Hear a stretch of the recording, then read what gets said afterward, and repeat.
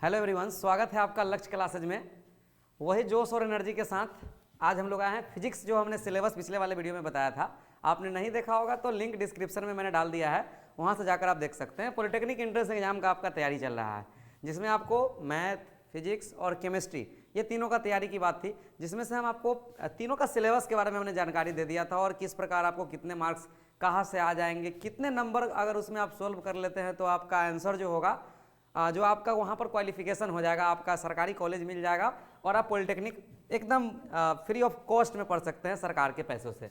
ठीक है, तो पॉलिटेक्निक एंट्रेंस एग्जाम में आपके लिए फिजिक्स का जो आज एक चैप्टर मैंने उठाया है जो बहुत ही इंपॉर्टेंट है। इस चैप्टर से हर साल 5 से 7 सवाल रहते हैं। ठीक है, इसलिए बहुत इंपॉर्टेंट है ये चैप्टर। तो हम आपको एकदम जीरो टू हीरो बनाने का काम करेंगे। ऐसा नहीं कि ऊपर से ऊपर लेकर चलेंगे। जो पढ़े हुए भी है 10th में वो चैप्टर, उनको जानकारी होगा, और थोड़ा बहुत भी पढ़े तो यहाँ भी पढ़ाएंगे तो और क्लियर हो जाएगा। बस वीडियो में एंड तक बने रहिए। बहुत सारे बीच बीच में ऐसे ऐसे सवाल आएंगे जो आपको सीधे एग्जाम में पूछने की पूरी 100% संभावनाएं हैं, इसलिए वीडियो बीच में से ना छोड़े। ठीक है, तो आइए हम लोग बढ़ते हैं बिना लेट किए हुए। आपका चैप्टर है, जैसा कि आपको दिख रहा होगा, प्रकाश की प्रकृति तथा परावर्तन। ठीक है, प्रकाश की प्रकृति तथा परावर्तन। इस वाले वीडियो में, इस वाले चैप्टर में हम लोग पढ़ेंगे लाइट्स का नेचर क्या है। ठीक है, और उससे उसका जो रिफ्लेक्शन होता है, जो परावर्तन होता है, उससे संबंधित जानकारी हासिल करेंगे। ठीक है, तो आइए सबसे पहले तो हम लोग पढ़ेंगे कि लाइट क्या होता है। ओके, लाइट, प्रकाश। प्रकाश के बारे में आप पता है आपको कि अभी जो हम आपके सामने जो दिख रहे हैं कैमरा में, वो किसके साथ दिख रहे हैं? सिंपल सा आपका आंसर एक छोटा बच्चा भी बता देगा, सर लाइट आपके ऊपर आ रहा है, या इस पैनल जो भी यहाँ पर बोर्ड लगा हुआ है इस पर लाइट्स है, इसलिए वो दिख रहे हैं, आप दिख रहे हैं, बोर्ड दिख रहा है, इस पर लिखा हुआ लाइट दिख रहा है। ठीक है, तो लाइट क्या है? तो हम इसका सिंपल सा क्यों ना डिफिनेशन बोल दे कि लाइट जो होता है आपका किसी भी वस्तु को देखने का माध्यम है। ठीक है, किसी भी वस्तु को देखने का माध्यम, सिंपल सा कॉन्सेप्ट है। किसी भी वस्तु का देखने का जो माध्यम है, हम किसकी सहायता से किसी वस्तु को देख सकते हैं? तो लाइट की सहायता से हम किसी वस्तु को देख सकते हैं। ओके, ये तो सिंपल सा हो गया कि लाइट क्या है, हमने जान लिया। अब हम कुछ लाइट्स के प्रॉपर्टी के बारे में जानते हैं। सबसे पहला बात है कि लाइट जो होता है वो हमेशा स्ट्रेट में जाती है, मतलब सीधी रेखा में गमन करती है। ठीक है, लाइट कैसे जाएगी? तो हमेशा कौन सी रेखा में? सीधी रेखा में। ठीक, अब इसका एक्सपेरिमेंट आप कर सकते हो घर पे। एक पाइप लो सीधा वाला, इधर से लाइट दो, इधर आराम से निकलेगा। अब क्या करो कि अब उस लाइट पाइप को थोड़ा सा एल साइज में मोड़ लो। ठीक है, कुछ ऐसा आप मोड़ लीजिए। अब यहां से आपने लाइट दिया तो यहां पर आएगा? बिल्कुल नहीं आएगा, आपका प्रकाश का रास्ता नहीं दिखेगा। ठीक है, तो लाइट के बारे में हमने क्या बताया कि लाइट हमेशा किस रेखा में गमन करती है? तो सीधी रेखा में गमन करती है। ठीक है, उसके बाद और भी हम इसका और बोल सकते हैं कि प्रकाश जो है ऊर्जा का एक रूप है। प्रकाश किसका रूप है? ऊर्जा का। ऊर्जा का रूप है। किसका रूप है? प्रकाश ऊर्जा का। अब जहां से लाइट आता है वहां से एनर्जी भी आता है। जैसे सिंपल सा कॉन्सेप्ट है, सूरज से निकलने वाली प्रकाश किरणें, वहां से जो प्रकाश आता है उसमें क्या रहता है? एनर्जी रहता है, ऊर्जा भरा हुआ रहता है। तो आप समझ सकते हैं इससे कि प्रकाश किसका रूप है? ऊर्जा का रूप है। ओके, घर पे भी आपका बल्ब जलता होगा, वहां से प्रकाश आता है, उसको जब आप छू के देखोगे ना तो वो हीट लगेगा आपको। ठीक, तो प्रकाश किसका रूप है? ऊर्जा का रूप है। और भी हम थोड़ा सा बढ़ेंगे। प्रकाश की अगर हम प्रकृति बताएं, प्रकाश जो है तरंग होता है। प्रकाश एक प्रकार का तरंग है। ठीक है, और उसमें नेचर जो है उसका तरंग का भी है और कण का भी है, लेकिन कुल मिलाकर दोनों बताया कि प्रकाश की जो प्रकृति होती है वह अनुप्रस्थ तरंग होता है। कैसा तरंग होता है? अनुप्रस्थ तरंग। ठीक, प्रकाश प्रकृति अनुप्रस्थ हुआ, तरंग नहीं। तरंग जो होगा इसका, तरंग के बारे में अगर हम इसमें अभी बात करें आपसे, तो ये तरंग जो होता है ये विद्युत चुंबकीय तरंग है। कैसा तरंग है? विद्युत चुंबकीय तरंग, यानी प्रकाश में विद्युत का भी गुण पाया जाता है और चुंबक का भी गुण पाया जाता है। इसीलिए ये कैसा वेव्स हुआ? विद्युत चुंबकीय तरंग, इलेक्ट्रोमैग्नेटिक वेव्स। ठीक है, इलेक्ट्रोमैग्नेटिक वेव्स। ठीक, तो अभी तक आपको एकदम क्लियर समझ में आ रहा है कि प्रकाश सीधी रेखा में गमन करती है, प्रकाश किसी वस्तु को देखने का माध्यम है, प्रकाश ऊर्जा का रूप है, प्रकाश का प्रकृति कैसा होता है? अनुप्रस्थ। सिंपल सा क्वेश्चन एग्जाम में रह सकता है। तरंग अगर बताएं तो प्रकाश कैसा तरंग है? विद्युत चुंबकीय तरंग है। ठीक है, तो ये सब बातें हम लोग जान लें। अब बात है कि प्रकाश गमन कैसे करती है। आपसे एक सवाल पूछा जाए, बचपन में याद किए थे, सूर्य के प्रकाश को पृथ्वी तक पहुंचने में कितने समय लगता है? तो आप तुरंत बोलोगे 8 मिनट 20 सेकंड, यानी लगभग 500 सेकंड। ठीक है, तो ये जो समय लगा, सूर्य कितनी दूर है पृथ्वी से? 15 करोड़ किलोमीटर, और वहां से जो लाइट है मात्र 8 मिनट 20 सेकेंड में लगभग यहाँ पर पहुँच जाती है। अब जरा सोचिए कि प्रकाश का वेग क्या होगा। हम लोग किसके बारे में सोच रहे हैं? प्रकाश के वेग के बारे में। तो प्रकाश के वेग के बारे में हम लोग अभी विचार करने वाले हैं कि प्रकाश का वेग क्या होता है। तो प्रकाश का वेग जो होता है अलग अलग माध्यम में अलग अलग होता है। जैसे निर्वात, निर्वात किसको कहेंगे? जहां पर हवा ना हो, तो एकदम मतलब वहां हवा है ही नहीं, जहां वायु ना हो, उसको हम लोग क्या कहेंगे? निर्वात। ठीक। अब माध्यम, प्रकाश का वेग हम दो स्थिति में देखेंगे। एक हम लोग देखने वाले हैं निर्वात में। ठीक है, मैं यहां लिख देता हूं, प्रकाश का वेग हम लोग दो कंडीशन में देखने वाले हैं। ठीक है, वेलोसिटी ऑफ लाइट, इंग्लिश में इसको बोलेंगे वेलोसिटी ऑफ लाइट। तो वेलोसिटी ऑफ लाइट जो होता है वो दो चीजों में हम लोग देखेंगे। एक हम लोग देखने वाले हैं निर्वात में, ठीक है, और एक हम लोग देखने वाले हैं माध्यम में। ओके, एक हम लोग किस में देखने वाले हैं? निर्वात में, और एक माध्यम में। निर्वात जहां हवा ना हो, ठीक है, वहां पर जो प्रकाश का वेग होता है वो सबसे अधिक होता है 3 × 10⁸ मीटर पर सेकेंड। कितना होता है? 3 × 10⁸ मीटर पर सेकेंड। निर्वात में होता है कितना? 3 × 10⁸ मीटर पर सेकेंड। अगर इसको हम तोड़ें तो कितना हो जाएगा? अगर हम लोग किलोमीटर में बोले तो 3 लाख किलोमीटर पर सेकेंड। इकाई दाई सही करा, 2 2 4 1 5, ठीक है, 3 लाख किलोमीटर पर सेकेंड होता है। यानी एक सेकेंड में प्रकाश कितना दूर जाता है? 3 लाख किलोमीटर। सोचने वाली बात है। ठीक है, अब आइए माध्यम। माध्यम कहने का मेरा क्या मतलब है? तो माध्यम कहने का मेरा मतलब है कि हवा हो गया माध्यम आपका, ठीक है, पानी हो गया माध्यम आपका, और कांच माध्यम हो गया। और क्या माध्यम हो सकता है? तो हीरा हो गया आपका माध्यम। ये सब हमारा माध्यम है। ठीक, यानी हवा में हम लोग रहते हैं, यहाँ एक मीडियम हो गया। प्रकाश जो है पानी से होकर भी गुजरती है, उसके लिए वो भी माध्यम हो गया। जैसे आप नहीं कहते हैं मुझे जीने के लिए क्या चाहिए? पैसा, यानी पैसा मेरा एक माध्यम हो गया। या ऐसा हम लोग कहते हैं कि हाँ मुझे माता पिता जो है, हमारे जो माता पिता जो हैं वहाँ हम लोग को शिक्षा देते हैं, हम लोगों को बड़ा करते हैं, यानी वो जीने का एक माध्यम सा हो जाता है। या हम ऐसा ही बोलते हैं कि वायु हो गया, फिर से क्या बोलते हैं, खाना हो गया, ये सब हमारे जीने का क्या है? माध्यम है ना, जिसकी सहायता से हम जी रहे हैं। तो हवा, पानी, कांच, हीरा, ये सब माध्यम हुआ जहां पर प्रकाश ट्रैवल करती है, यानी जाती है, गुजरती है। तो हवा के लिए अगर इसका वेग देखें तो 3 × 10⁸ मीटर पर सेकेंड होता है। 3 × 10⁸ मीटर पर सेकेंड। ओके, निर्वात में भी इतना ही होता है। लेकिन अगर एग्जाम में आपसे सवाल पूछे कि प्रकाश का वेग सबसे अधिक कहाँ होता है, यानी प्रकाश सबसे अधिक कहाँ तेजी से गुजरती है, तो आपको ध्यान रहेगा कि वो निर्वात से होकर गुजरती है। कहाँ से होकर गुजरती है? निर्वात से। एक चीज और ध्यान रखें, ध्वनि जो हम बोल रहे हैं साउंड, उसके लिए माध्यम चाहिए। साउंड जो है निर्वात से होकर नहीं जाएगा, ये बात ध्यान रखिए। प्रकाश चला जाएगा निर्वात से होकर इतना स्पीड में, लेकिन साउंड नहीं जाने वाला है निर्वात में, हमेशा याद रखिएगा इस चीज को। पानी में हाँ ध्यान रहे, दोनों का वेग सेम है, दोनों का वेग सेम है, लेकिन अगर पूछे एग्जाम में हवा रहे और निर्वात रहे तो किसको मारना है आपको? निर्वात को टिक करना है। ठीक है, पानी में इसका अगर वेग का बात करें तो कितना होता है? 2.25 × 10⁸ मीटर पर सेकेंड। ठीक है, पानी में कितना वेग होता है इसका? 2.25 × 10⁸ मीटर पर सेकेंड।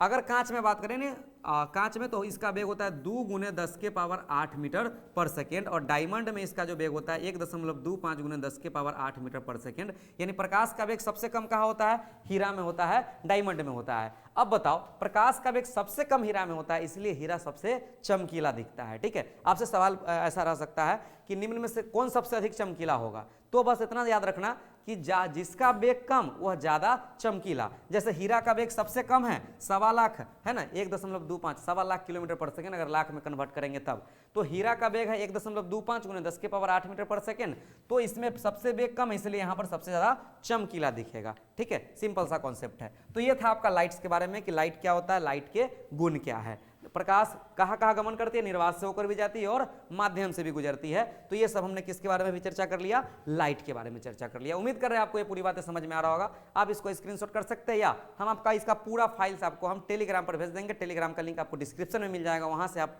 हमारे चैनल्स को ज्वाइन कर सकते हैं। ठीक है, तो चलिए अब लाइट्स के जब बारे में हम लोग इतना जान ही लिए हैं, तो अब इसके हम लोग थोड़ा सा प्रकृति भी हमने बता दिया कि ये अनुप्रस्थ प्रकृति का होता है। अब हम थोड़ा सा आगे जानने वाले हैं कि लाइट में जो होता है आपका, इसका रिफ्लेक्शन होगा। तो लाइट से क्या बनता है ना, इमेज बनता है। सिंपल सा बात है कि हम यहाँ लाइट में हैं, कैमरा में जा रहे हैं, तो क्या बन रहा है? मेरा इमेज बन रहा है। ठीक, तो उससे पहले हम लोग थोड़ा सा देखें कि लाइट जो होता है वो आखिर कैसे, लाइट से क्या निकलती है। जैसे अभी लाइट है, लाइट की उपस्थिति में हम आपको देख रहे हैं, आपके घरों में जहाँ बैठे होंगे वहाँ लाइट जल रहा है।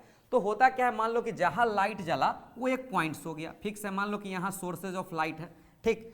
अब यहां से क्या होगा, ये लाइट इस तरह से निकलेगा, ठीक। तो ये जो लाइट निकलेगा इस एक रास्ते से होकर जाएगी, ठीक है, और जिस रास्ते से होकर लाइट जाती है उसी का नाम है आपका किरण, ठीक है। ये आपका हो गया किरण, SP मान लो, तो इसको हम ऐसा भी लिख सकते हैं, SP जो है मेरा क्या है, किरण है, कि एक स्थान पता है कि यहाँ से लाइट्स निकल रहा है और आगे की ओर ट्रेवल्स कर रही है, यानी जा रही है, ठीक। कोई दिक्कत इसमें समझ में आ रहा होगा कि प्रकाश के गमन पथ की दिशा को अगर हम आपको डिफिनेशन अगर बोले तो सिंपल आप लिख सकते हैं, प्रकाश के गमन पथ की दिशा, प्रकाश के गमन पथ की दिशा क्या कहलाती है, किरण कहलाती है, ठीक है। सिंपल सा बात है, कोई इसमें ज्यादा डिफिनेशन पूछता नहीं, आपको समझने के लिए मैंने लिख दिया यहाँ पर।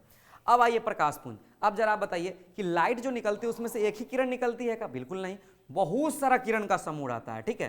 तो जब किरणों का समूह जब हम अध्ययन करेंगे तब उसके लिए एक नया शब्द फिजिक्स में है आपके लिए, वो है प्रकाशपुंज, beam of light, beam of light. Beam of light क्या होता है बता दीजिए, तो बीम ऑफ लाइट जो होता है वह किरणों का समूह होता है, किसका समूह होता है, किरणों का समूह। किरणों के समूह को हम लोग क्या कहते हैं, किरणों के समूह को क्या कहते हैं, प्रकाश पुंज कहते हैं, किरणों के समूह को हम लोग प्रकाश पुंज कहते हैं, कलेक्शन ऑफ रे, ओके, प्रकाश पुंज कहेंगे, ठीक। अब प्रकाश पुंज जो होता है किरणों का समूह होता है, ठीक। अब वो किरण कैसा हो सकता है, तो ये प्रकाश पुंज जो होता है ये 3 टाइप्स के हमारे होते हैं, ठीक। पहला है मेरा समांतर प्रकाश पुंज, ठीक है, कौन सा प्रकाश पुंज, समांतर प्रकाश पुंज।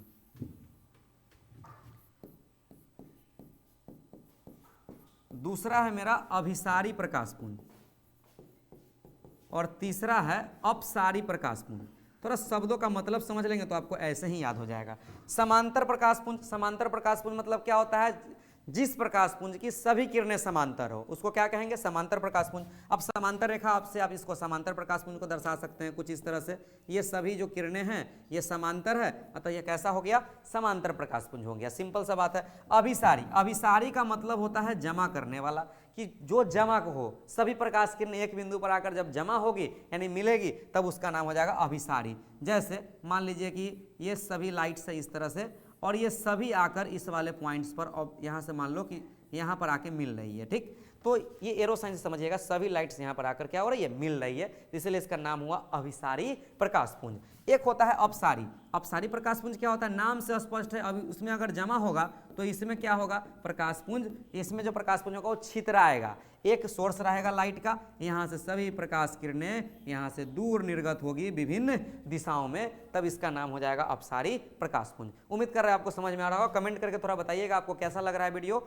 और इसमें जो भी परेशानी है आप कमेंट करके जरूर पूछ सकते हैं कि आपको कहाँ क्या दिक्कत हो रहा है। आपको पूरा वीडियो में आपको बेहतरीन तरीके से आपको एक्स्ट्रा टाइम देकर भी समझाया जाएगा जो भी टॉपिक में आपको प्रॉब्लम होगा, ओके।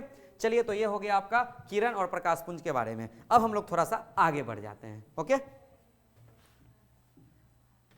अब हमने कुछ लिखा है हेडिंग, आप थोड़ा पढ़िएगा, प्रकाश के गमन के आधार पर वस्तु के प्रकार, types of object on the basis of light travelling.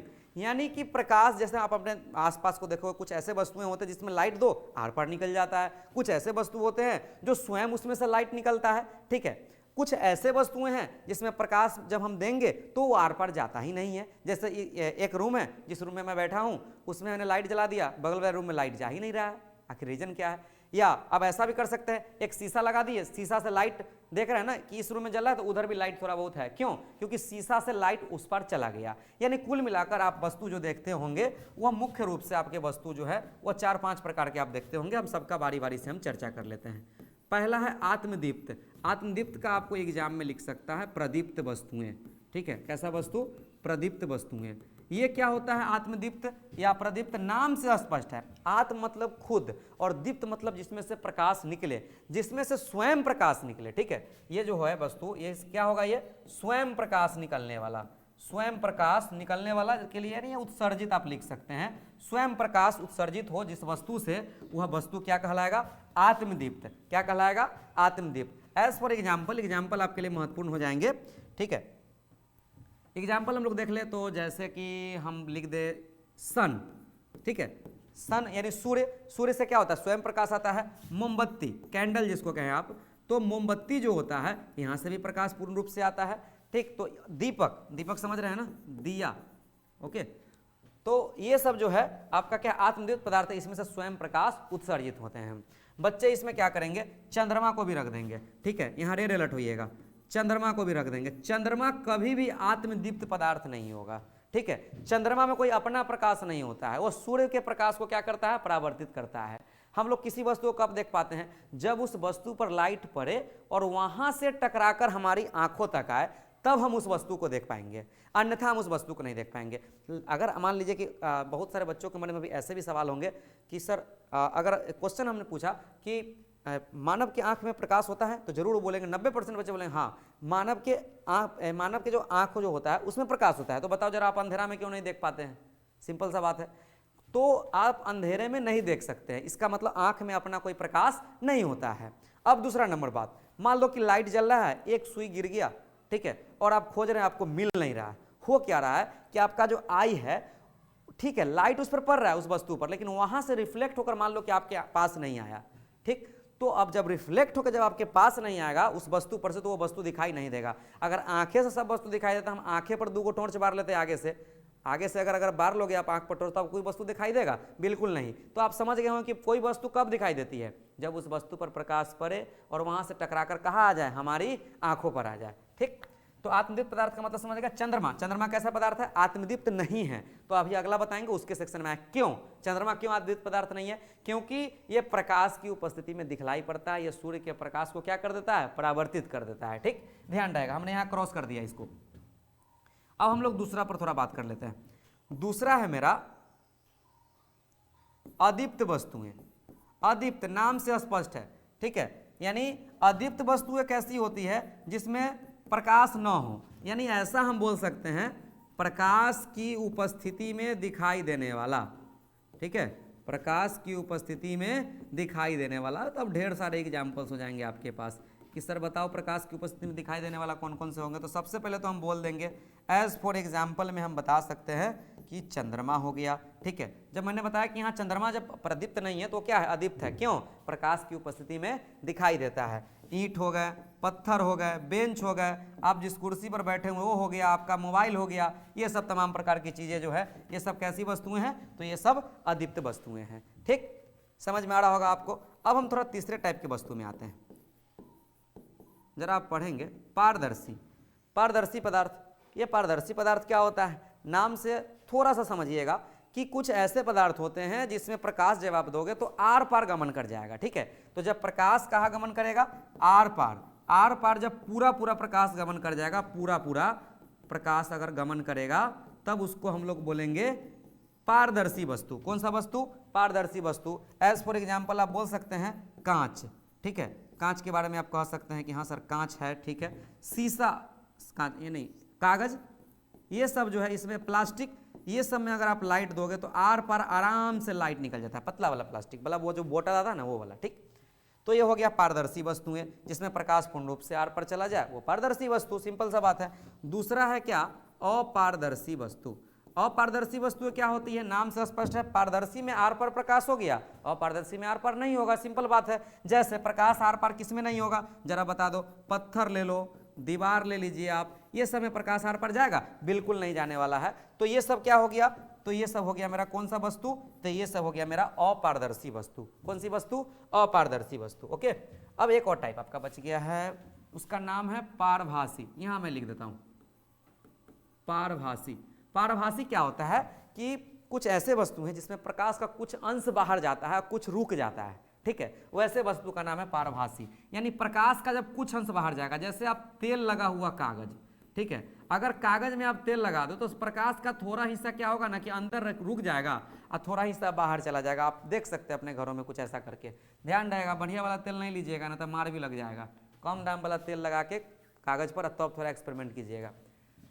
उसके बाद घिसा हुआ कांच, इसका एक एग्जाम्पल मैंने ये दे दिया। दूसरा एग्जाम्पल आप क्या लिख सकते हैं, घिसा हुआ कांच को भी लिख सकते हैं, ठीक है। उम्मीद कर रहे हैं आपको बढ़िया से वीडियो समझ में आ रहा होगा। तो ये था प्रकाश के गमन के आधार पर वस्तु के प्रकार। इस तरह से आपका ये टॉपिक खत्म हुआ। अब हम लोग बढ़ेंगे अगले वाले टॉपिक में, ओके। अब मेरा अगला टॉपिक है प्रकाश का परावर्तन। प्रकाश का परावर्तन का मीनिंग थोड़ा समझेंगे। लाइट का तो मतलब आप समझ गए कि प्रकाश किसी भी वस्तु को देखने का माध्यम है और प्रकाश में ही इमेज बनता है, यानी प्रतिबिंब बनता है। अब हम लोग थोड़ा इस शब्द का मतलब समझेंगे, परावर्तन। ये परावर्तन का मतलब क्या होता है? तो परावर्तन का मतलब होता है लौटना। परावर्तन का क्या मतलब होता है? लौटना। किसका लौटना? हम लौटेंगे, आप लौटेंगे? बिल्कुल नहीं। यहाँ स्पष्ट लिखे है किसका लौटना? प्रकाश का लौटना। तो जब प्रकाश, तो प्रकाश कैसे लौटेगा? जैसे मान लो कि आप जा रहे हैं सीधे, आपको लौट कराना है, तो वहाँ कुछ ना कुछ अवरुद्ध होगा, कुछ रोकने वाला चीज होगा, तभी तो आपको वहां से कहा आएगा, लौट कर कहाँ आना पड़ेगा? पीछे आना पड़ेगा।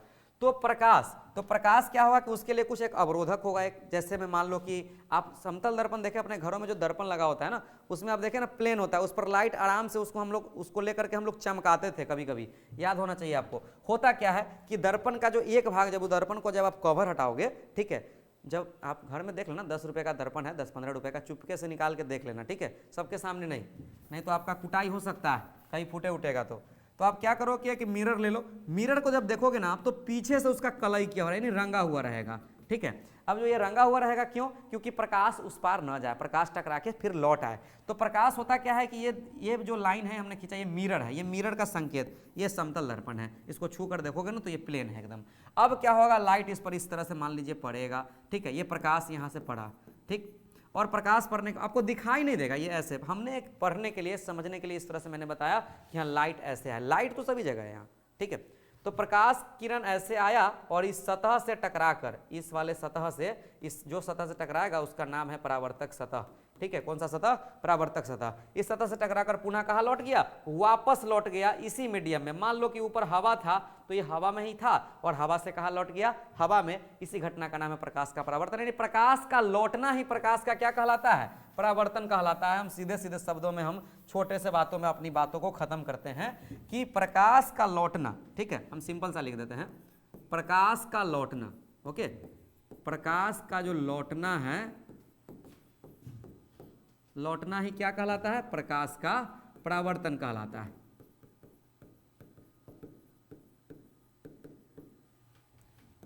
ठीक, अब हम लोग थोड़ा इसी में बात कर लेते हैं, परावर्तक सतह। अब प्रकाश जिस सतह से लौटेगा, परावर्तक सतह का थोड़ा सा मतलब हम समझा, अभी तुरंत मैंने बताया था, एक दर्पण बनाया था ना, वही दर्पण का नाम हमने लिखा था परावर्तक सतह, कि जिस सतह से प्रकाश लौटे, ठीक है, जिस सतह से कौन लौटे? प्रकाश लौटे, उसका नाम क्या है? तो वो है मेरा परावर्तक सतह, रिफ्लेक्टेड सरफेस। ओके, उम्मीद कर रहे हैं आपको सब बात समझ में आ रहा होगा, जिस सतह से प्रकाश लौटे। अब परावर्तक सतह जो होता है, इसमें जो सबसे अच्छा परावर्तक है, ठीक है, हमने यहाँ रख दिया परावर्तक सतह के रूप में। आप क्या लिख सकते हो? तो सिल्वर यानी चांदी, और क्या लिख सकते हैं? तो दर्पण। ये दो मुख्य रूप से है। इसमें से जो सबसे अच्छा है, सबसे अच्छा परावर्तक सतह, सबसे अच्छा परावर्तक सतह जो है वह किसका है पता है आपको? तो वो मैंने यहाँ पर एरो साइन मार दिया, वो सिल्वर। चांदी जो है सबसे अच्छा परावर्तक सतह है, लेकिन वो महंगा है, उससे अच्छा मेरा काम हम किससे चला लेंगे? मिरर से। हम लोग बेरोजगार आदमी है ना, कम दाम वाले सामान से काम चलाएंगे, ठीक। तो मिरर जो हो गया, तो मिरर ही हम लोग यूज करने वाले हैं प्रकाश के परावर्तन के लिए। उम्मीद कर रहे हैं कि आपको चैप्टर में कितना अंदर आप जा रहे हैं और कितना आपको समझ में आ रहा होगा कि हाँ, प्रकाश जब हमने पढ़ा तो प्रकाश के परावर्तन का मीनिंग हमने जब समझ लिया, और प्रकाश के परावर्तन हमको किससे करना है आपको स्पष्ट मैंने कर दिया, दर्पण। तो आगे आपको क्या पढ़ना पड़ेगा? दर्पण। और जब दर्पण आएगा तो आप देखें, आपने जब भी फेस को देखते हैं, जब भी आपको बावरी सोटना पड़ता है, केस तेरे नाम, तो कहाँ जाते हैं आप जाते हैं दर्पण के सामने, और उसमें अपना इमेज को देखकर उसको क्या कर लेते हैं? केस को अपने जगह पर रख देते हैं। किसकी सहायता से? कंघी की सहायता से। तो हमको दर्पण के संबंधित इमेज के बारे में पढ़ेंगे कि इमेज क्या होता है, ठीक। तो आइए हम लोग बढ़ते हैं अब नेक्स्ट टॉपिक में। उम्मीद कर रहे हैं आपको बढ़िया से ये समझ में आ रहा होगा। कोई परेशानी है तो आप हमें कमेंट में बता सकते हैं, ओके।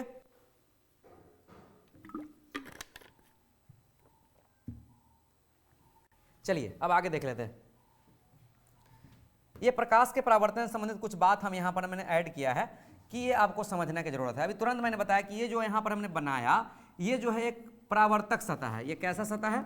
परावर्तक सतह, जो प्रायः जो है आपका ये परावर्तक सतह, ये लगभग जो हमने यहाँ बनाया है, ये एक मिरर है, यानी दर्पण है। दर्पण में हम बार बार मैंने कहा कि सिल्वर का हमने यूज नहीं करना है ना, दर्पण का यूज करना है।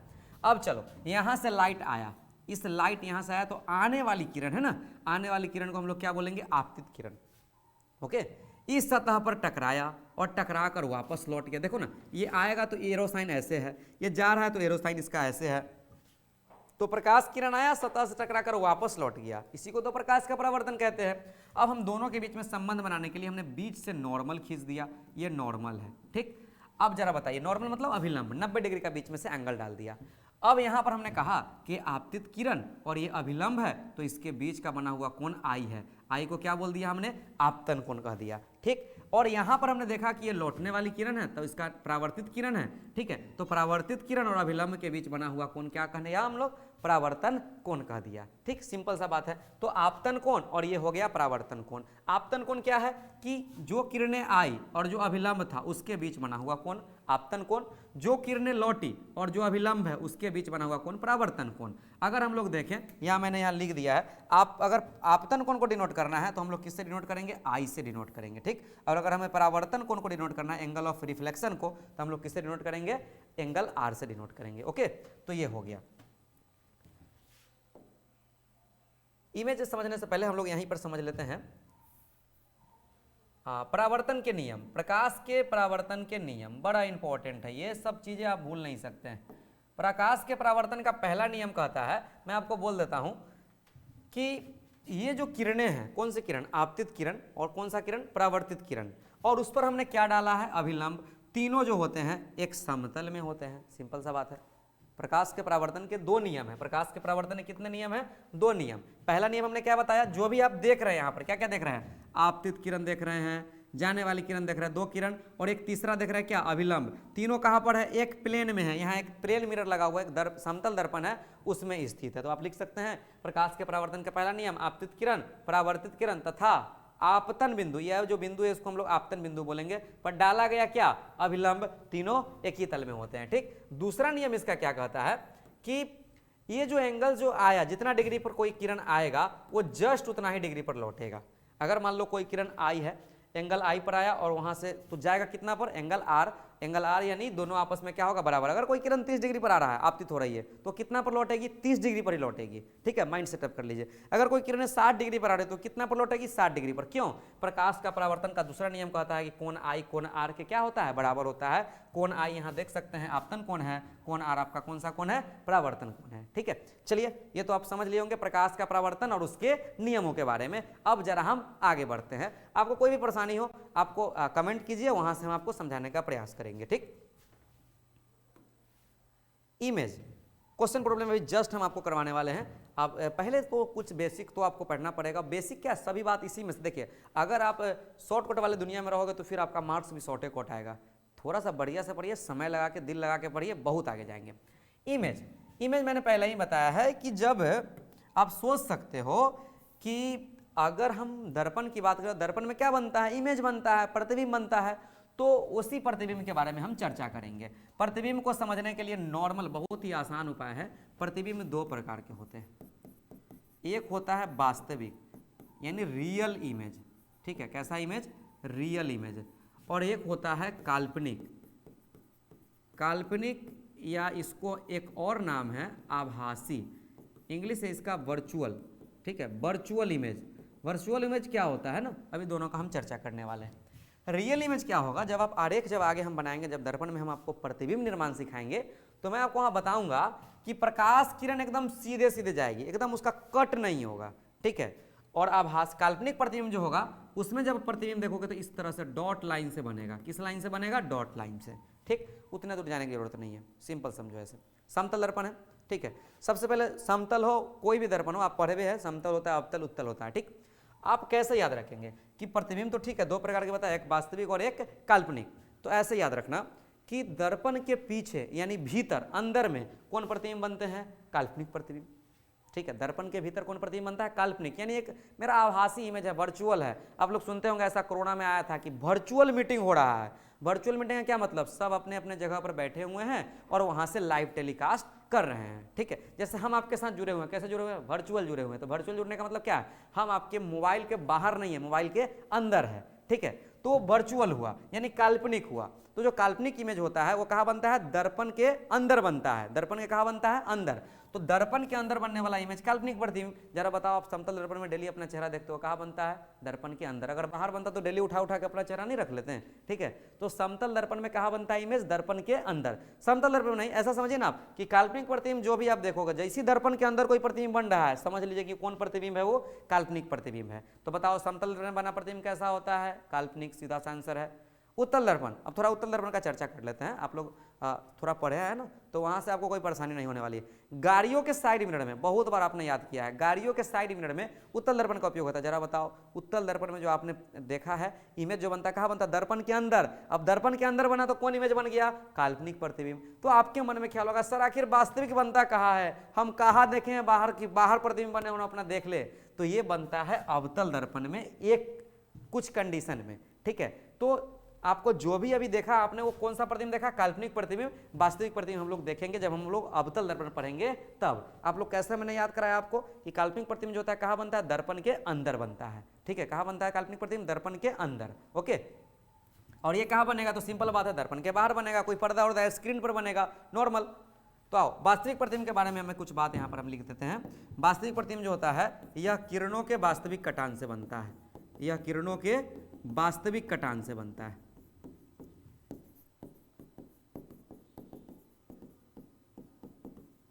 ठीक? किरणों के वास्तविक कटान का मतलब समझिए, ये मैंने एक दर्पण बनाया, मान लीजिए अभी आपको समझ में नहीं आ रहा, कोई बात नहीं, मैं आपको पूरा इमेज बनाने का तरीका सिखाऊंगा, ठीक? यहाँ मैंने ऑब्जेक्ट रखा, वस्तु, यहाँ से ऐसे गया और ये टकरा कर ऐसे लौट आया, ठीक? दूसरा किरण ऐसे गया सेंटर से। अब क्या देखा आपने? यहाँ पर एक दोनों लाइन जहाँ पर काटेगा वहाँ इमेज बनेगा, जिसका नाम हमने रखा ए डैश बी डैश, और वस्तु है मेरा ए बी। यहाँ पर एक भी किरण आपने डॉट नहीं देखा, ठीक है? डॉट लाइन वाला कोई किरण नहीं देखा आपने। तो जब डॉट लाइन वाला आपने कोई किरण नहीं देखा तो समझो कि कैसा प्रतिबिंब बना है? वास्तविक प्रतिबिंब। डॉट लाइन कहाँ होगा? जब हम इसको जबरदस्ती, जब हम पीछे ले जाकर, दर्पण के पीछे ले जाकर मिलाएंगे तब। तो किरणों के वास्तविक कटान से बनता है, ठीक है? दूसरी बात आप क्या लिख सकते हो? इससे पर्दा पर उतारा जाता है, ठीक है? ये कहाँ बनता है? पर्दा पर। इसे पर्दा पर उतारते हैं, ठीक? ये कहाँ बनता है? पर्दा पर, यानी दर्पण के आगे, दर्पण के सामने। जैसा कि अभी तक आपने नहीं देखा हो, क्योंकि आपके घरों में अवतल दर्पण यूज नहीं होता है। हमने जो भी यूज करते हैं वो समतल या अवतल भी यूज करते हैं, तो उसमें काल्पनिक प्रतिबिंब के लिए करते हैं, बड़ा सा बड़ा इमेज देखने के लिए, ठीक? काल्पनिक प्रतिबिंब होगा तो कहाँ बनेगा? दर्पण के पीछे, अंदर, ठीक? तो ये दर्पण के सामने बनने वाला है वास्तविक। चलिए अब हम लोग बात करेंगे काल्पनिक प्रतिबिंब। काल्पनिक या आभासी, यह कैसे बनेगा? तो यह किरणों के काल्पनिक कटान से बनेगा। किरणों के कौन कटान से? काल्पनिक कटान से। काल्पनिक कटान मतलब प्रतीत होगा, प्रतीत कराने वाला लाइन के लिए आप डॉट लाइन यूज करोगे। मैं बार बार आपको बता रहा हूँ, जैसे हमने एक उत्तल दर्पण बनाया, ठीक है? अभी आपको नहीं इमेज समझ में आ रहा, कोई बात नहीं, आपको सिर्फ अभी देखना है किरण को कि किस प्रकार इसमें सेंटर से लाइट जो है किस प्रकार हम यहाँ पर डाल रहे हैं। प्रकाश किरण मान लो यहाँ कोई ऑब्जेक्ट है, ठीक? ऐसे गया। अब जरा आप स्वयं बताओ, यहाँ दर्पण इधर से रंगा हुआ, प्रकाश जाएगा अंदर? नहीं, ये बाहर की ओर इस तरह से भागा, ठीक? तो इसका कुछ हिस्सा कहाँ से गुजरता हुआ हमको दिखा? फोकस से, ऐसे, ठीक? और यहाँ से दूसरा किरण डायरेक्ट गया कहाँ की ओर? मान लो सेंटर की ओर। तो ये डॉट लाइन जो एक यूज हुआ, तो जब भी डॉट लाइन यूज हुआ तो आप समझ लो कि वहाँ पर कौन प्रतिबिंब बनने वाला है? काल्पनिक प्रतिबिंब बनने वाला है। और यहाँ भी आप क्या देख रहे हैं? ये दर्पण के कहाँ है? पीछे बना हुआ है, अंदर बना हुआ है, ठीक है? सिंपल सा कॉन्सेप्ट है, दर्पण के पीछे बना इमेज क्या कहलाया? काल्पनिक प्रतिबिंब। काल्पनिक प्रतिबिंब कौन दर्पण में बनता है? तो एगो समतल में बनता है, और एगो उत्तल में बनता है, और अवतल में भी बनता है, ठीक है? लेकिन अवतल का थोड़ा कंडीशन है, ठीक है? इसलिए ध्यान रखिएगा, ये दोनों में हमेशा हमेशा, ठीक है? और इसका कंडीशन हम पढ़ाएंगे जब आपको अगले वाले चैप्टर में गोलीय दर्पण पढ़ाएंगे तब। तो समतल और उत्तल में हमेशा कौन प्रतिबिंब बनता है? काल्पनिक प्रतिबिंब। अब जरा बताइए, आपके घरों में जो दर्पण है वो समतल दर्पण, छू कर देखोगे तो उसको प्लेन लगेगा, ठीक है? तो समतल दर्पण में आपका चेहरा कितना को दिखता है? जितना आपका चेहरा है उतना ही को दिखेगा, ठीक है? यानी समतल में तो काल्पनिक बनेगा, लेकिन जितना वस्तु रहेगा, जो भी वस्तु के रूप में मान लीजिए आप है, तो जितना आगो आप है, जितना आपका लंबाई है, चौड़ाई है, मोटाई है, ऊंचाई है, सब उतने आपको दिखेगा समतल में। अगर उत्तल में आइएगा तो उत्तल में देखिएगा कि छोटा दिखता है। आप देखना गाड़ी के आपके पास अगर 4 चक्का होगा या किसी के साइड, आप साइड मिरर में ताके देखना, छोटा छोटा इमेज एकदम क्लियर दिखाई देगा। तो इसमें क्या होगा कि काल्पनिक बनेगा और वस्तु से क्या बनेगा? छोटा बनेगा, ठीक है? उम्मीद कर रहे हैं आपको ये दोनों प्रतिबिंब के बारे में समझ में आ रहा होगा। इसमें और कुछ पॉइंट आप बता सकते हैं। हम इसको बोल सकते हैं ना कि इसे पर्दा पर हम नहीं उतारते हैं। इसे पर्दा पर कैसे उतारेंगे? दर्पण के अंदर बनेगा, इसे पर्दा पर नहीं उतारेंगे। उतारेंगे क्या? उतरेगा ही नहीं है, ठीक है? और ये हमेशा कहाँ बनेगा? दर्पण के पीछे। ये कहाँ बनेगा? दर्पण के पीछे बनने वाला है, ठीक है? ठीक है। तो उम्मीद करते हैं आपको ये पूरा इमेज के बारे में कॉन्सेप्ट क्लियर हो रहा होगा। कमेंट करके जरा आप बताइएगा कि आपको जो भी परेशानी है मैं अभी आपको दूर करने का प्रयास करूंगा।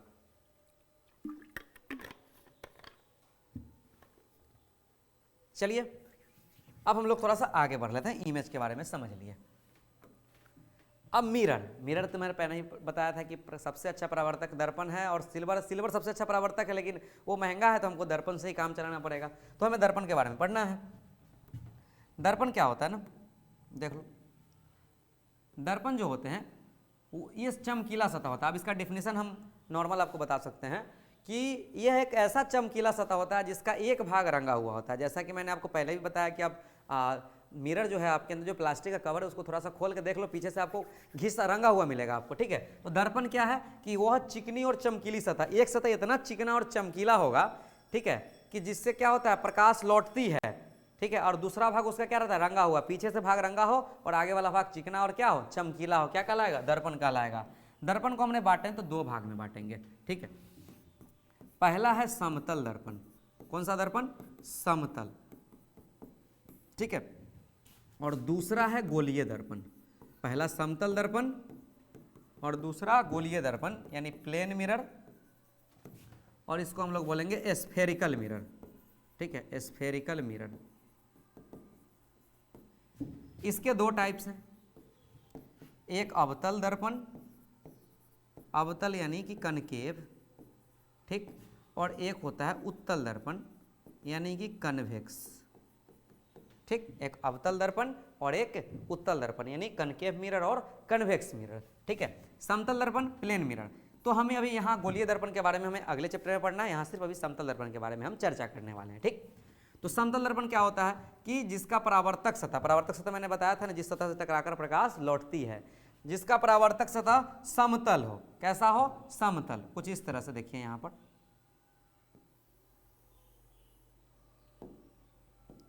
ये समतल हो और एक भाग क्या हो इसका रंगा हुआ हो। ये कौन दर्पण है? समतल दर्पण। ये एम डैश, मिरर एम से होता है ना, इसलिए एम से इसको देखिए, एम डैश यहाँ कौन सा दर्पण है? समतल दर्पण है। तो अभी वाले हम लोग जो इस वाले जो मेरा चैप्टर है उसमें समतल दर्पण के बारे में हमको पढ़ना है। अगले वाले चैप्टर हम लोग गोलीय दर्पण और उससे संबंधित प्रतिबिंब के बारे में पढ़ेंगे। तो अब हम लोग आगे अभी किसको देखने वाले हैं? तो हम लोग समतल दर्पण को देखने वाले हैं। तो आइए, समतल दर्पण आपके घरों में डेली आप देखते हैं, उससे संबंधित बात आप पहले से भी जानते हैं, ये हम तमाम प्रकार की चीज़ें हम चर्चा कर लेते हैं। अब बात है कि जैसे मान लीजिए कि समतल दर्पण में आपको क्या करना है कि इमेज के बारे में बताना है। तो मैंने आपको पहले ही बताया है समतल दर्पण में आप इमेज के बारे में क्या क्या बता सकते हैं। हम अभी आपको गुण बताने वाले हैं समतल दर्पण के आगे जब जाएंगे। तो पहला तो आप बता दो कि सर समतल दर्पण में ना सीधा प्रतिबिंब बनता है, ठीक है, बिल्कुल सही बात है। दूसरा आप क्या बताओगे सर कि समतल दर्पण में ना काल्पनिक प्रतिबिंब बनता है, यानी आभासी प्रतिबिंब बनता है, ठीक है, जैसा कि हम बताए हैं आपको। और तीसरा क्या बताएंगे कि समतल दर्पण में ना काल्पनिक बनता है, वस्तु के बराबर प्रतिबिंब बनता है, ठीक है, वस्तु के बराबर। और एक चीज याद रखो समतल दर्पण में कि आप देखो, आपके घर में जो दर्पण अगर बड़ा सा होगा ड्रेसिंग टेबल वाला, तो आप उसमें देखोगे कि जब आप जितना दूर जाते हैं इमेज उतना ही पीछे की ओर उधर दूर जाता है। जैसे जैसे आप आगे की ओर आते हैं प्रतिबिंब भी उधर से कहाँ की ओर आता है? आगे की ओर आता है, यानी दोनों चीज जाता है, दोनों तरफ से। तो उससे संबंधित बात हम करने वाले हैं थोड़ा आगे। उससे पहले हम लोग ये देख लेते हैं कि आप कभी मान लीजिए कि आप कभी बाल कटवाने गए होंगे सैलून में, तो वहां आपने देखा होगा कि इधर भी मिरर, इधर भी मिरर, अब बीच में आप, तो आप अपने इमेज से संबंधित चीजें, उसमें बहुत सारा इमेज बन रहा था उसमें, ठीक है, आप देखे होंगे ना, आपका इमेज बहुत सारा बन रहा था। तो उसी से संबंधित बात हमको समझना है कि समतल दर्पण में बने प्रतिबिंब की हम संख्या कैसे निकालेंगे, ठीक है। तो आइए हम लोग रेडी थोड़ा हो जाइए और इसको समझने का प्रयास कीजिए। समतल दर्पण में बने प्रतिबिंब की क्या निकालना है? संख्या निकालना है। मान लीजिए कितने इमेज लगे होते हैं, बताओ कितने मिरर लगे होते हैं जब आप जाते हैं सैलून में? तो कितने? दो, एक इधर और एक इधर, दो मिरर होंगे। तो हम यहाँ पर मान लीजिए कि यदि दोनों समतल दर्पण के बीच का कोण थीटा हो, मतलब दो समतल दर्पण है, दोनों कितना डिग्री पर? 30, 45, 60, 90, 120, कितना डिग्री पर, ठीक है, उसका एंगल्स आपको पता होना चाहिए। तो आप आराम से प्रतिबिंब की संख्या, अपने इमेज का नंबर निकाल सकते हैं, कितना नंबर ऑफ इमेज बनने वाले हैं। तो यदि दोनों समतल दर्पण के बीच का बना हुआ कोण कितना हो? थीटा हो, तो प्रतिबिंब की संख्या, किसकी संख्या? प्रतिबिंब की संख्या, कैसे निकालेंगे प्रतिबिंब की संख्या? तो इसके लिए फॉर्मूला बस एक सिंपल सा है, 360 बटे थीटा, 360 बटे थीटा। अब इसमें लफड़ा क्या है थोड़ा सा समझते हैं, लफड़ा को थोड़ा सा दूर कर लेते हैं। जब आप भाग दोगे तो इसमें नंबर आएंगे, ठीक है। कैसे कैसे नंबर आएंगे? इवन, ऑड, इंटीजर, डेसिमल में आएंगे, ठीक है। यानी पूर्ण संख्या, प्राकृत संख्या, नहीं पूर्ण प्राकृत में नहीं जाइए, पूर्णांक में आइए, या यूँ कहिए सम, विषम और डेसिमल, ये 3 संख्या आ सकते हैं आपको। तो ए में याद रखना कि यदि सम आ जाए आंसर, क्या हो? यदि सम हो, इवन हो, तो इवन अगर होगा तो आपको क्या करना है, जो भी आपका 360 बटे थीटा आएगा उसमें से एक अगर घटा लोगे तो वही होगा किसका संख्या?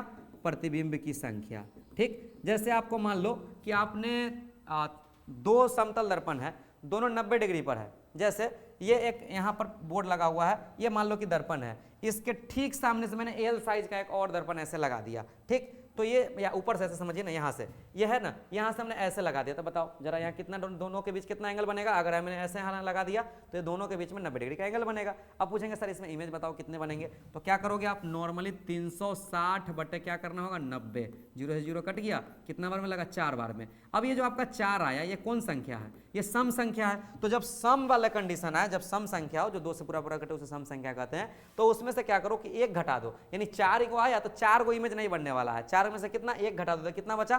3 इमेज बनने वाले हैं। कितने इमेज बनने वाले हैं? 3, ठीक। और यदि विषम हो, यदि क्या हो? विषम हो, यानी इवन ऑड नंबर हो, तो ऑड नंबर के लिए नो लफड़ा, 360 बटे थीटा होगा इसका किसका संख्या? प्रतिबिंब की संख्या। जैसे मान लो कि 2 दर्पणों के बीच का बना हुआ कोण 120 डिग्री है। कितना डिग्री? 120 डिग्री। तो जरा बताइए क्या फॉर्मूला होता है? 360 बटे थीटा। सर ने बताया था 360 बटे थीटा से प्रतिबिंब की संख्या निकलेगा 360। कितना डिग्री? थीटा का मान 120, 1 0 से 0 12 तिहाई 36, 3 आया। 3 कौन नंबर है? 3 विषम संख्या है, उसमें कुछ भी घटाने की जरूरत नहीं है, वो नॉर्मल हो जाएगा, ठीक है। अब तीसरा, यदि डेसिमल हो, डेसिमल यानी दशमलव आ जाए, तो डेसिमल हो तो कुछ नहीं करो, 360 बटे थीटा कर दीजिए और उसमें से माइनस कर दीजिए डेसिमल पार्ट को, यानी डेसिमल का कोई वैल्यू नहीं रहेगा, डेसिमल हट जाएगा। जैसे मान लीजिए आपके ऐसे बहुत सारे सवाल अभी आने वाले हैं कि 360 बटे थीटा से जब आपने भाग दिया तो उसका डेसिमल में आ रहा था आंसर। फॉर एग्जांपल यहाँ पर मैंने डाल देता हूँ, जैसे 50 डिग्री का कोण बना, 360 बटे 50, 0 0 कट गया, 5 सते 35, 5 दूनी 10, कितना आया? 7.2। आपका इमेज एक हुआ तनका बनेगा, वैसे बनने वाला है? नहीं बनने वाला है। यानी यहाँ से 0.2 को हम क्या करेंगे? हटा देंगे, तो कितना इमेज हो गया? 7 इमेज। स्पष्ट लिख दिया है कि जो भी आंसर आएगा उसमें से डेसिमल पार्ट को आपको हटा देना है, ठीक। क्लियर है एकदम। तो समतल दर्पण बना प्रतिबिंब का फॉर्मूला बता दो। 2 समतल दर्पण के बीच बना हुआ कौन क्या हो? थीटा हो, तो 360 बटे थीटा फॉर्मूला होता है। सम संख्या होगा तो जितना आंसर आएगा उसमें से 1 घटा दो, ठीक है। विषम आएगा तो एकदम जनरल जितना आपका आंसर आया वही रह जाएगा। डेसिमल आया तो डेसिमल वाले पार्ट को क्या करते हैं? हटा देते हैं। तो ये हो गया। इसमें एक और चौथा केस है। अब जरा बताइए कि यदि ऐसा हो, अगर मान लीजिए कि 2 दर्पणों के बीच समांतर हो, 2 दर्पण क्या हो? समांतर। यहां हम थोड़ा चर्चा कर लेते हैं। यदि दोनों दर्पण एक दूसरे के समांतर हो, तो दोनों दर्पण अगर एक दूसरे के समांतर होगा, ठीक है, ये वेरी वेरी इंपॉर्टेंट पॉइंट है आपके लिए, तो थीटा का जो मान होगा 0 डिग्री होगा। 2 मान लो ऐसे समांतर किरणें एक दूसरे को कभी नहीं काटेंगे तो कोई एंगल बनेगा? नहीं बनेगा। कितना डिग्री आएगा? 0 डिग्री। अब जरा बताइए क्या बताया? प्रतिबिंब की संख्या कैसे निकालेंगे? तो प्रतिबिंब की संख्या निकालने का सर ने सूत्र बताया 360 बटे थीटा। थीटा का मान क्या डिग्री है? जब समांतर होगा तो 0, 360 बटे 0 बटा में अगर कोई संख्या तो उसका मतलब था अपरिभाषित, इनफाइनाइट। क्या होता है? इनफाइनाइट, अपरिभाषित। अब जरा बताइए आप कि आप अपने जब जाते हैं सैलून में ना, तो ऐसे ही मिरर लगा होता है, दोनों एक दूसरे के समतल, इसलिए आप कितनों ऐसे ही करके देख लीजिएगा, आपका इमेज कितने बनने वाले हैं? अनंत संख्या में बनने वाले हैं, ठीक है। तो आपको ये क्लियर हो गया होगा समतल दर्पण में प्रतिबिंब निर्माण के बारे में कहानी, ठीक। चलिए, तो समतल दर्पण में आपने प्रतिबिंब निर्माण सीख लिया। अब है समतल दर्पण से संबंधित प्रमुख बातें, ये इंपॉर्टेंट है, इसको हम लोग थोड़ा सा पहले समझ लेते हैं कि ये प्रमुख बात हम क्या क्या आपको बताएंगे जो वहाँ एग्जाम में आपको काम आने वाले हैं। पहली बात, ठीक है, पहली बात क्या है इसमें कि इमेज जो बनने वाले हैं वह सीधा, ठीक है, सीधा बनेगा, ठीक है। उसके बाद स्पष्ट लिखे ना, समतल दर्पण से संबंधित प्रमुख बातें हम लोग इमेज के बारे में बात कर रहे हैं। किसके बारे में? इमेज के बारे में। सीधा बनेगा, ठीक है, कैसा बनेगा, काल्पनिक या आभासी बनेगा, और कैसा बनेगा, वस्तु के बराबर बनेगा। कैसा बनेगा, वस्तु के बराबर। ओके, ये सबसे कॉमन पॉइंट्स हो गया, आपको इसको ध्यान रखना पड़ेगा, इसमें इसको कोई भूल उल नहीं कीजिए इसमें, नहीं, वस्तु के बराबर आकार का। दूसरा बात कि अगर मान लो कि किसी भी व्यक्ति को अपना इमेज पूरा देखना है, पूरा हम जितने फिट के हैं सब वो देखना है, तो उसके लिए क्या करोगे कि हमें पूरा प्रतिबिंब, पूरा प्रतिबिंब देखने के लिए क्या करो, पूरा प्रतिबिंब देखने के लिए कितने फीट का आपको समतल दर्पण की जरूरत पड़ेगा। ठीक है, तो पूरा प्रतिबिंब देखने के लिए क्या होगा, जो भी वस्तु खड़ा होगा, जो भी वस्तु है उसके आधा वाला हाइट का, ठीक है, वस्तु के आधा हाइट का हमको क्या चाहिए, दर्पण चाहिए। वस्तु का आधा हाइट यानी वस्तु बटा 2। जैसे मान लो कि आप मान लीजिए कि 8 फीट के हैं, ठीक है, तो हमको देखना चाहिए, हम देखना चाह रहे हैं कि हम पूरे 8 फीट के बॉडी को हम देखना चाह रहे हैं। कैसे देखिएगा, तो समतल दर्पण कितने फीट का लगाना पड़ेगा, 8/2 यानी कितना, 4 फीट का। आप 6 फीट के हैं, ठीक है, आपका पूरा बॉडी दिखना चाहिए। आप कैसे देखेंगे, तो मैं 6 फीट का हूं तो मैं कितने दर्पण का कितने लेंथ का समतल दर्पण लगाऊंगा, कितने फीट का, तो 6 है तो उसका आधा लगाएंगे, यानी कितना फीट का, 3 फीट का। ठीक है, ये क्वेश्चन पूछने का ज्यादा उम्मीद है, ध्यान रखिएगा। तीसरा, समतल दर्पण को यदि थीटा कोण घुमाए, कितना कोण घुमाए, थीटा कोण घुमाए, तो प्रतिबिंब जो होगा 2 थीटा कोण घूमेगा। कितना घूमेगा, 2 थीटा कोण। बड़ा इंटरेस्टिंग पॉइंट है। मान लो कि आप समतल दर्पण को 30 डिग्री घुमा दिए, तो आपका इमेज कितना घूमने वाला, 30 नहीं। जैसे आपके मन में ऐसा होगा, प्रतिबिंब हम समतल दर्पण 30 डिग्री घुमाते हैं, इमेज 30 डिग्री घूमेगा, बिल्कुल नहीं।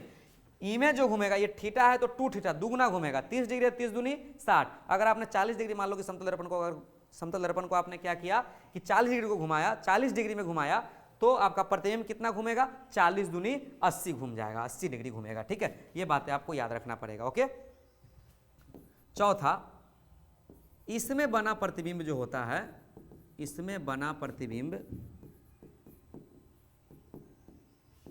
हमेशा सीधा होता है, लेकिन एक शब्द के लिए हम यहां लिख रहे हैं, पार्श्वीय उल्टा होता है। ठीक है, कैसा उल्टा होता है, पार्श्वीय। पार्श्वीय का मीनिंग अभी मैं आपको जस्ट आगे बताऊंगा। पार्श्वीय क्या होता है, ये उल्टा होता है। पार्श्वीय उल्टा का मीनिंग होता है कि दायां भाग का प्रतिबिंब बायां भाग में, बायां भाग का प्रतिबिंब दायां। आप अपने जब मिरर के सामने आप खाना खा रहे हैं, दाहिने हाथ से आप देखो, अरे ये तो बायां हाथ लग रहा है। ठीक है, आप मान लो कि आप लिख रहे हैं दाहिने हाथों से, आपको लगेगा, प्रतीत होगा कि हम बायां हाथ से लिख रहे हैं, तो ये उल्टा किस हिसाब से, दाहिना का बायां में, बायां का दाहिना में। उल्टा का ही मतलब नहीं कि हम ऐसे खड़ा है तो ऊपर वाला जो सर होगा नीचे दिखाएगा और पैर कहाँ दिखाएगा, ऊपर, ऐसा बिल्कुल नहीं है। ठीक है, ध्यान रहे। तो इसमें बना प्रतिबिंब पार्श्वीय उल्टा, मतलब दाहिना भाग का बायां भाग में दिखाएगा, बायां भाग का दाहिना भाग में। ओके, चलिए अब इसके बारे में हम चर्चा करूंगा।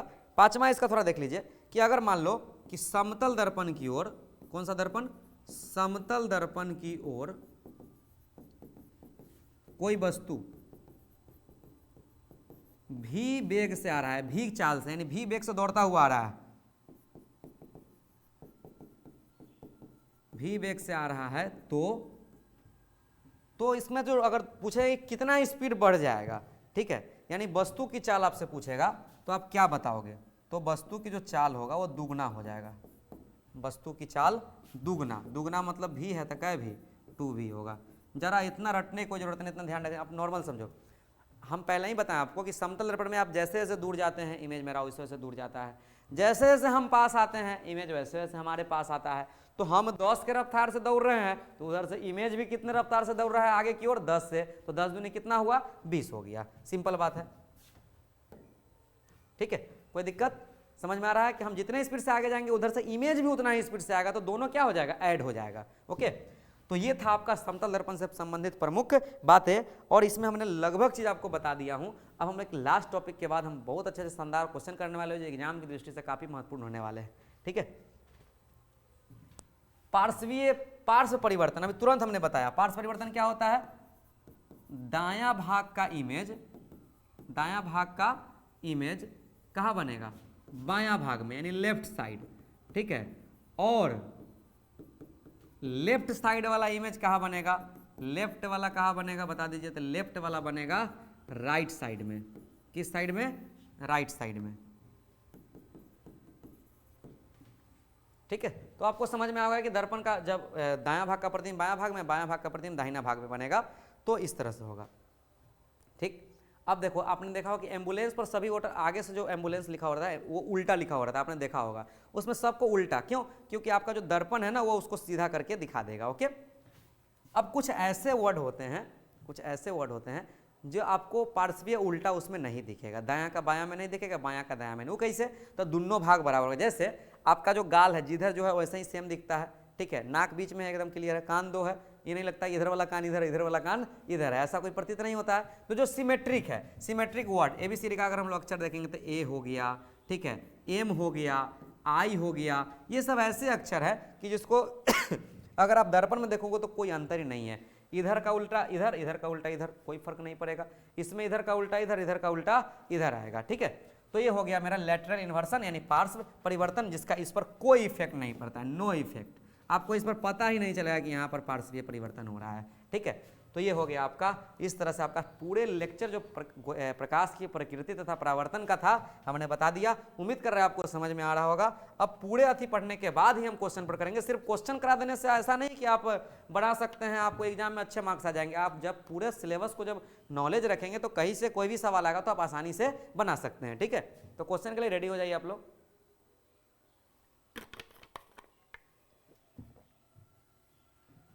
आइए, पहला क्वेश्चन है, आप खुद बना लोगे, मुझे ज्यादा बताने की कोई जरूरत नहीं है।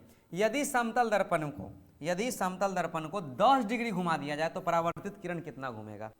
अब बताओ जरा आप, अभी तुरंत मैंने बताया कि समतल दर्पण को जितना घुमाएगा ना वो जो इमेज हो कितना दुगुना घूमेगा। तो ये 10 डिग्री है तो कितना घूमेगा? 10 का दुगुना 20 डिग्री होता है। कौन सा ऑप्शन हो जाएगा? ए नंबर ऑप्शन हो जाएगा। इसमें और कुछ करने वाली बात ही नहीं थी। तो आप रट के जाओगे तो कितना बनाओगे? आप समझे हुए हैं, आराम से बना सकते हैं।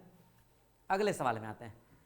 समतल दर्पण से किसी वस्तु का प्रतिबिंब बनता है, आभासी, वास्तविक, छोटा, बड़ा, क्या बनाओगे? तो समतल दर्पण में ना छोटा तो नहीं बनता है, जितना होगा उतने को आदमी रहता है, बड़ा तो नहीं बनता है। अब बच गया एगो आभासी, एगो वास्तविक। तो आभासी मतलब काल्पनिक, यानी दर्पण के अंदर बनने वाला। समतल दर्पण में कैसा इमेज बनता है? दर्पण के अंदर बनता है। तो इस हिसाब से कौन सा आंसर होगा? ऑप्शन नंबर ए हो जाएगा। ठीक है, उम्मीद कर रहे हैं आपको समझ में आ रहा होगा। अगला क्वेश्चन, एक मनुष्य की लंबाई 1.4 मीटर है, ठीक, उसको अपना पूरा प्रतिबिंब देखने के लिए दर्पण को कम से कम लंबाई कितना लेना पड़ेगा? जरा आप बता दीजिए कमेंट करके, कितना लेना पड़ेगा फास्ट। ठीक है, आइए देख लेते हैं। मैंने बताया था कि जितना फीट का आदमी होगा या जितना मीटर का आदमी है, हमको दर्पण कितना चाहिए उसको देखने के लिए, तो इसको हम 2 से डिवाइड कर दो, यानी आधा चाहिए। जितना का रहेगा उसका आधा। ठीक है, जैसे 2 मीटर का है तो दर्पण का मीटर का लेना पड़ेगा 1 मीटर। 4 मीटर है तो दर्पण कितना मीटर का लेना पड़ेगा? 2 मीटर, यानी आधा। अब जरा इसको भाग दीजिए तो कितना हो जाएगा? ये अगर भाग दोगे 2 7 14, 0.7 मीटर। ठीक है, कितना हो जाएगा? 0.7 मीटर। कौन सा ऑप्शन में है? ऑप्शन नंबर सी में है। उम्मीद कर रहे हैं आपको समझ में आ रहा होगा बेहतर तरीके से।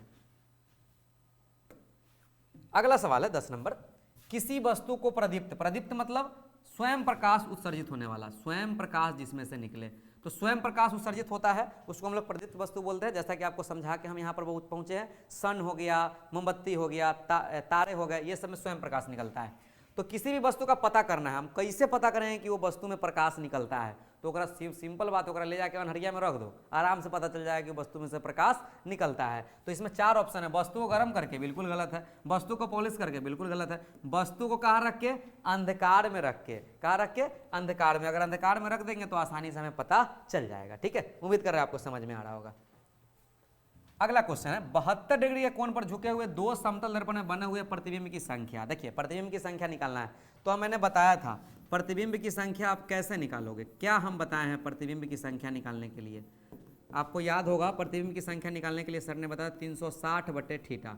360, थीटा का वैल्यू कितना डिग्री? 72 डिग्री। कितना डिग्री? 72। अब इसको जरा काट लीजिए आप कितना से काट सकते हैं? 36 से काट लीजिए अगर आपको दिक्कत है। 36 के बार में 72 2 बार में, और ये कितना बार में? 10 बार में। 2 से 10 कितना बार में कटेगा? 5 बार में। जरा बताइए ये कौन संख्या है? विषम। तो मैंने पहले ही बताया था आपको कि अगर विषम आए तो कोई लफड़ा नहीं है, सम आएगा तो 1 घटाना है, यानी 5। कौन सा ऑप्शन में दिख रहा है? ऑप्शन नंबर ए में दिख रहा है। 5 इमेज इसमें बनने वाले हैं। ओके, चलिए अगला क्वेश्चन में बढ़ जाते हैं। अगला क्वेश्चन है, एक मनुष्य है, वह समतल दर्पण से 3 मीटर पर सेकंड की गति से दौड़ रहा है। वह अपने प्रतिबिंब से जिस वेग से दूर भाग रहा है वह क्या है? हम पहले ही बता, हम 3 से दौड़ते जाएंगे तो मुझे प्रतीत कितना होगा, 3 हम और 3 मेरा इमेज, 3 दूनी 6, दुगना होगा। ठीक है, तो यहाँ 3 से जा रहा है, 3 दूनी कितना मीटर हो जाएगा, 6 मीटर पर सेकेंड। कितना आपने कॉन्सेप्ट मैंने जब बताया तो आपको कितना आसानी से सभी सवालों को आप सोल्व कर पा रहे हैं। अगला सवाल है, निम्न में से किस अक्षर का समतल दर्पण द्वारा पार्श्व परिवर्तन प्रतीत नहीं होगा। यानी पार्श्व परिवर्तन का मतलब कि बायां भाग का दाहिना भाग में प्रतीत आपको दिखाई देगा, दाहिना भाग का बायां भाग में। अब मैंने आपको बताया भी है पहले से कि मान लो कि ये उल्टा हमको नहीं दिखना चाहिए, तो मैंने ये अक्षर को देखो जरा, एम को मैंने बताया भी था कि इस पर इफेक्ट नहीं पड़ता है क्योंकि ये सममित है, इधर से काटेंगे तो इधर इधर दोनों तरफ बराबर है, इसलिए कोई टेंशन नहीं है। ठीक है, अगले वाले सवाल की ओर आ जाते हैं। अगला सवाल है, एक विद्युत बल्ब को 60 डिग्री के झुके हुए 2 समतल दर्पण के बीच रखा गया है, इस बल्ब से कितने प्रतिबिंब दिखेंगे। सिंपल है, प्रतिबिंब की संख्या कैसे निकालोगे, 360 बटे थीटा, 360 थीटा का मान कितना डिग्री, 60 डिग्री, 0 0 कट गया, कितना आया 6। तो 6 मेरा कौन संख्या है, आपको पता है कि 6 जो है सम संख्या। अगर सम आए तो प्रतिबिंब की संख्या कैसे पता करेंगे, तो मैं आपको बताया था जितना आएगा उससे एक कम जाएगा, यानी कितना हो जाएगा 5। कौन सा ऑप्शन में 5 दिख रहा है, ऑप्शन नंबर आपको सी में कितना दिख रहा है, 5 दिख रहा है। उम्मीद कर रहा है आपको बढ़िया से समझ में आ रहा होगा। तो ये था आपका यहाँ पर जो भी पढ़ाई आपने किया, ये पूरा मैंने बताया, ये पूरा चैप्टर जो है आपका इसमें खत्म हुआ, प्रकाश की प्रकृति तथा क्या, परावर्तन। अब यहाँ जो भी आपको परेशानी है आप कमेंट करके मुझे बताएंगे, जरूर आपको बताने का प्रयास करूंगा। और जब हम अगले चैप्टर जब आपको लेकर आएंगे तो बहुत ही इंपॉर्टेंट होने वाला है वो गोलीय दर्पण, वो अवतल और उत्तल के बारे में हम लोग जानकारी हासिल करेंगे, जिसमें हम लोग जानेंगे कि हाँ किस प्रकार गोलीय दर्पण में प्रतिबिंब बनते हैं और प्रतिबिंब बनाने के तरीके क्या है। तो आज के लिए बस इस वीडियो को हम यहीं पर रोकते हैं। धन्यवाद।